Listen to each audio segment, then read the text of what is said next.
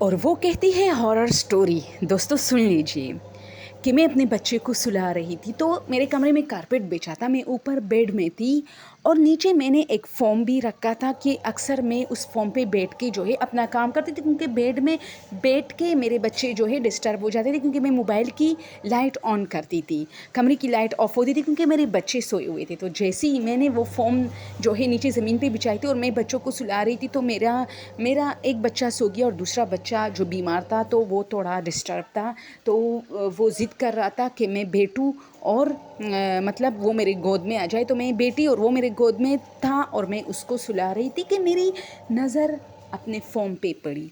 ओ हो।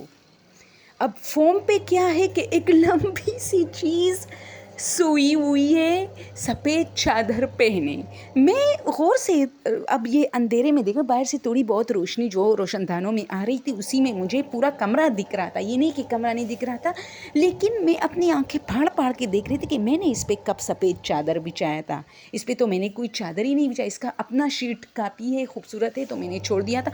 मैं देख रही हूँ कि ये क्या पड़ा है, किसका चादर पड़ा है। फिर मैंने देखा कि वो थोड़ा हिला और हिलते ही मेरी जो जिस्म है वो जैसी बेजान हो गई, ठंडी हो गई।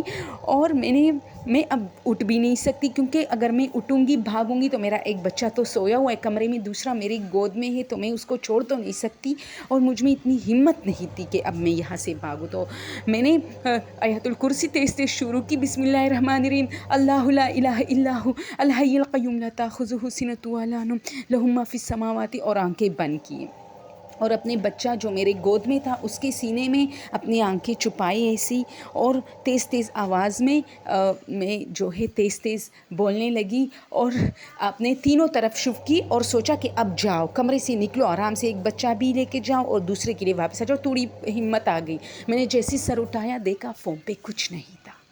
क्या आप लोगों के साथ ऐसा हुआ है? कितना हॉरर वाक़या दोस्तों, कि आप कमरे में और आपको लगे कि आपके कमरे में कोई सो रहा है, अनदर क्रिएचर। इतना लंबा, वो कहते इतना लंबा था कि उसके पाँव जो है दरवाजे से टकरा रहे थे, लेकिन पड़ा वो उसी फ़ोम पे था।